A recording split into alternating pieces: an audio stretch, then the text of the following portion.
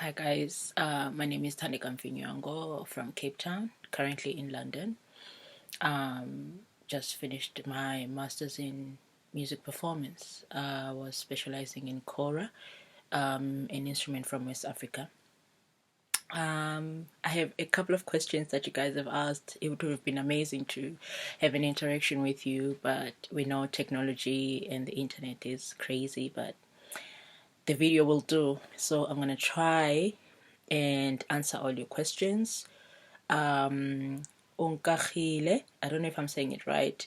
You are asking me how do I create and control the pitch of my instrument and how I started with my music journey. Okay, so because I play two instruments, right? The first instrument that I play is uhadi. It's just longer and has a calabash. So here it is. Ooh, let's turn it. Yeah, so yeah, here it is. This is ohadi. So you basically like put it against your breast using your left hand to hold. So this is the pitch control. So for a lower note you open it, for a higher note you close it, yeah, because it's a two note instrument. It just has two fundamentals, which as you play you will hear that there's like overtones that are coming up, yeah. So that's basically how you hold it. It's the same with the mouth bow, so you basically put your mouth here, yeah, and then you, same thing, open close open close. So these are the two instruments that I play. I'm still learning the kora, like I said. When did I start? I've been singing since I was very young at church, yeah. That's when I started singing, vocals. I was in the church choir singing. We would have like competitions and I joined, this music group. We sang, like, this is like way back in, 90 something. I'm quite old. Well, not that old. Yeah, so I started way back, and then with these instruments I started when I went to University of Cape Town to study African music. My initial plan was to get trained vocally because I thought like I was strong in vocals and I was interested in jazz, even though I didn't have school music background. I couldn't really read music. I mean a little bit because, yeah, a long time ago I was kind of introduced to it, but I wasn't good at all. And at school also, like, I'm not coming from a school where they taught music, so I was not acquainted with music sheet, yeah. So yeah, that's when I started. So in at UCT, and I was like, okay, I'm gonna learn. I thought I would be trained or learn how to sing jazz.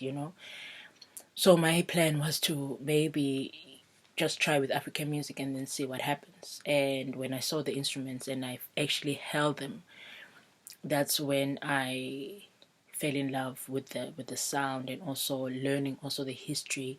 And I guess I always say to people that these instruments literally chose me, because this is not really what I wanted to do, but it felt home, and it was so, I felt a sense of nostalgia. Like, I don't know if that's even a thing, where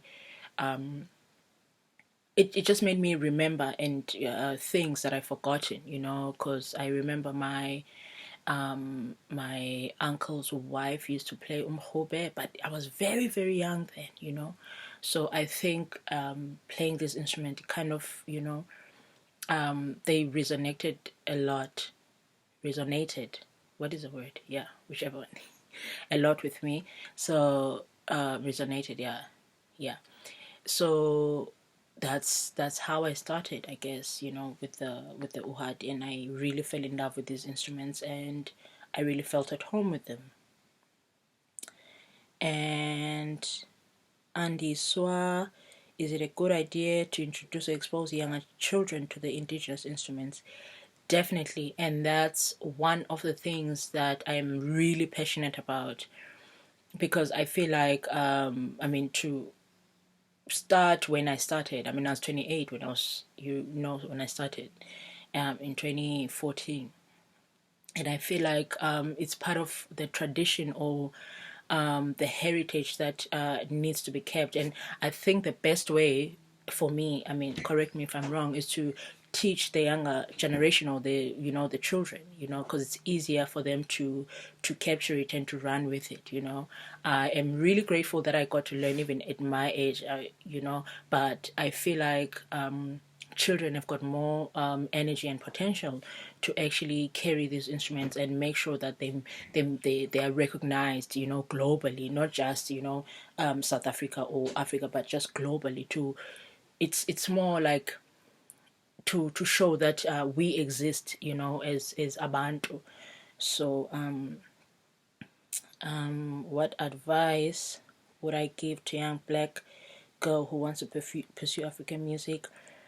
You're interested in umkhube? Go for it. Because I don't want to lie to you and say, oh, it's easy. It's like any other music, I guess, or art. It's not easy to break through anyway. But I think if you are driven by passion and the reason why you want to do it, because for me, it's more than just singing or playing them.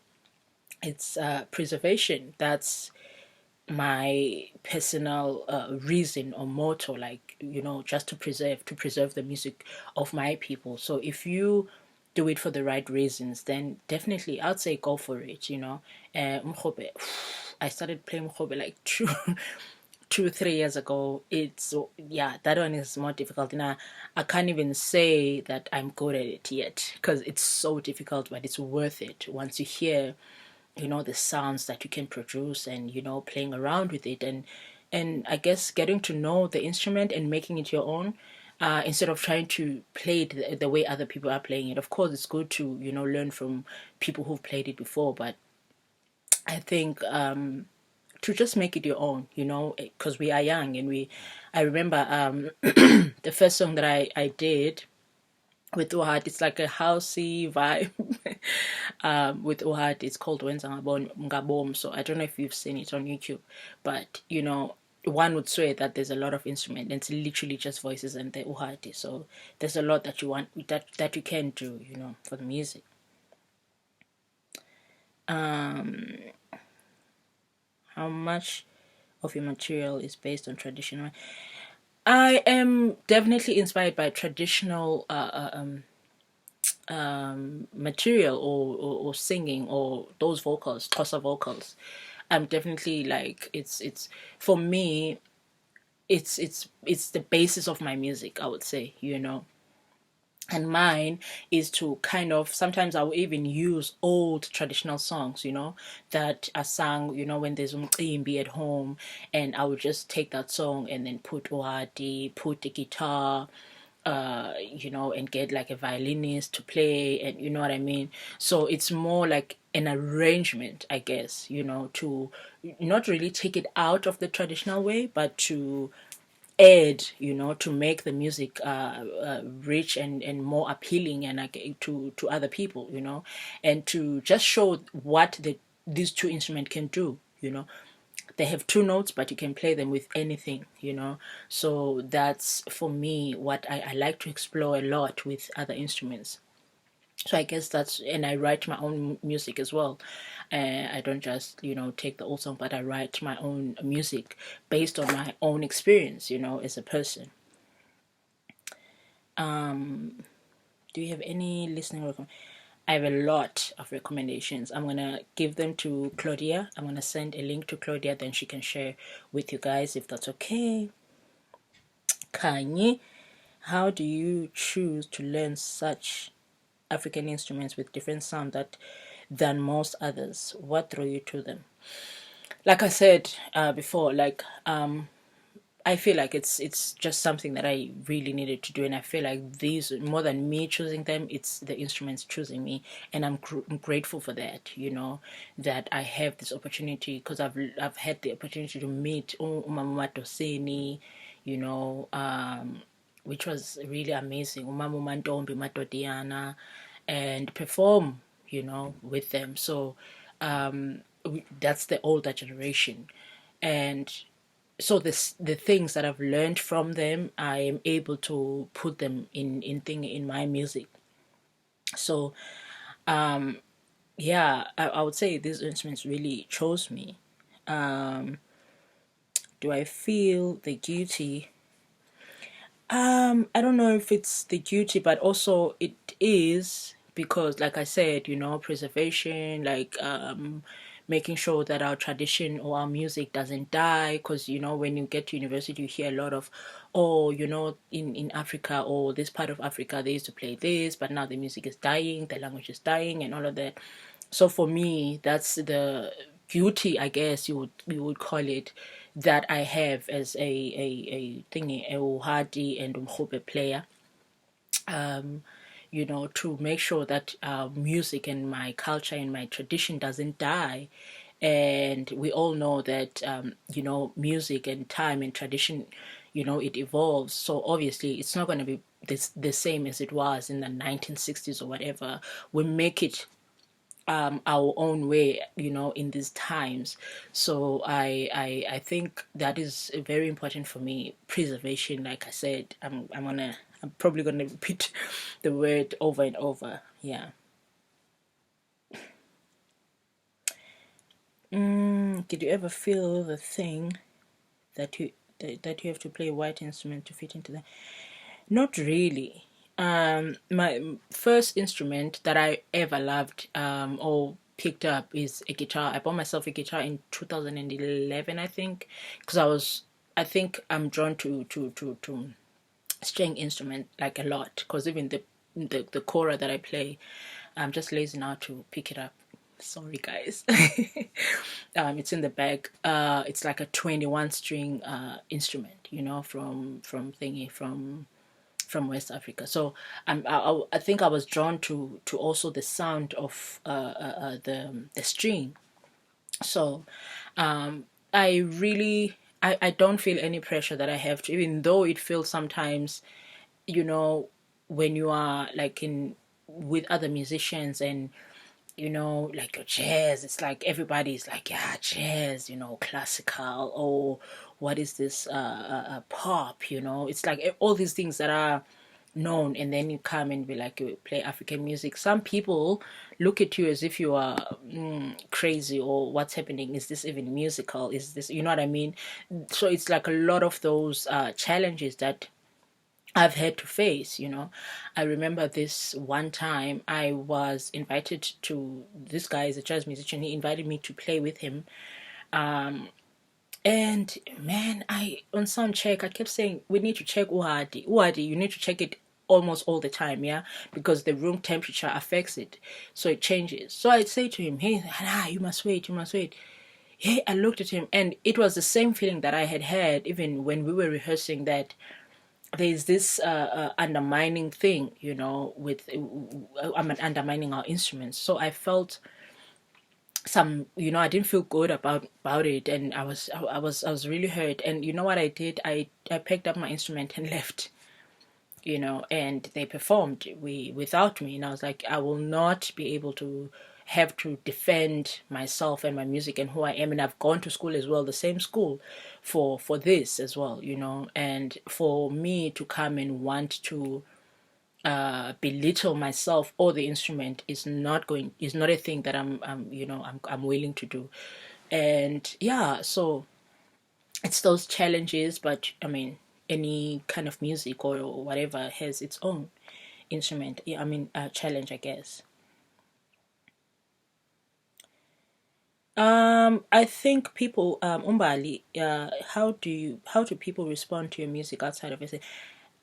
It's the sad reality is that they're more receptive than home. I mean, now I was actually talking to a friend. I was like saying to her, like, we've worked really hard, especially to the part where I used to stay, in Cape Town before coming here. So hard. Like, people are more open and they understand the meaning of the instruments now, and we've had to do the work. And I was like, we should actually be proud of ourselves that we kind of broke through. We made it look cool. Here I am, green hair, this cool looking person playing uhadi. So we've made it like cool, and now people are really like, other people who did not even like go to school or whatever for it, they're learning, and they would ask me. I don't know how many people have asked me to, where do I buy uhadi, and to actually link them up with the person that sells. So it's getting better in SA, but outside of South Africa, it's, yeah, the reception is quite amazing, and people, because it's something new to them, you know. So it's, yeah, it's yeah, it's received well. Bali wants to know my proudest moment. My proudest moment was the 17th August 2018, when I had my first solo performance, because I was in a group called Azanine Aesthetics, so we branched out and each on their own. So I had a show at Baxter, and it was sold out. So that's like my proudest moment. It was sold out, and I did my 1 hour set. You know, of course, with the band, the leading instruments were uhadi and mukhobe and vocals. So that's like my proudest ever, you know. I mean, I've had like a couple of proud moments, but that one was just, yeah, it's just amazing.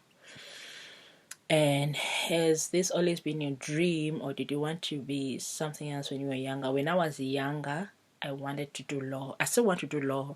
I mean, it's not too late. I'm 34 now.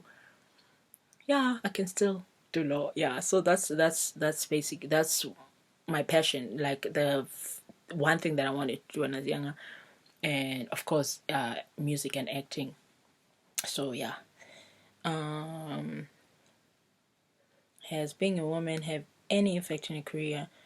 I mean, like any other thing in life, you know, as a woman, you have to, you know, what? How do I don't know. It's like we have to work extra hard as women, I guess. So it's always that, yeah, as a woman, not just a person that plays traditional instruments, but just as a woman, you have to work extra hard for recognition, for people to, you know, to hear you, to, so I guess that's I don't know if that's how life is supposed to be. I don't think it is, but that's the state of life that we're in, you know, where you have to, like, as a woman, you have to, you know, work extra hard, you know. So I hope I've answered all your questions. I don't want to, you know, edit this because I want it to feel like a conversation. So I hope I've answered all your questions. And if you want to know more, let me know. I'll be happy to answer your questions. And yeah, thank you so much for trusting me to speak to you. Yeah, and all the best with your musical careers, all of you. Sending love from London. Mwah. Bye.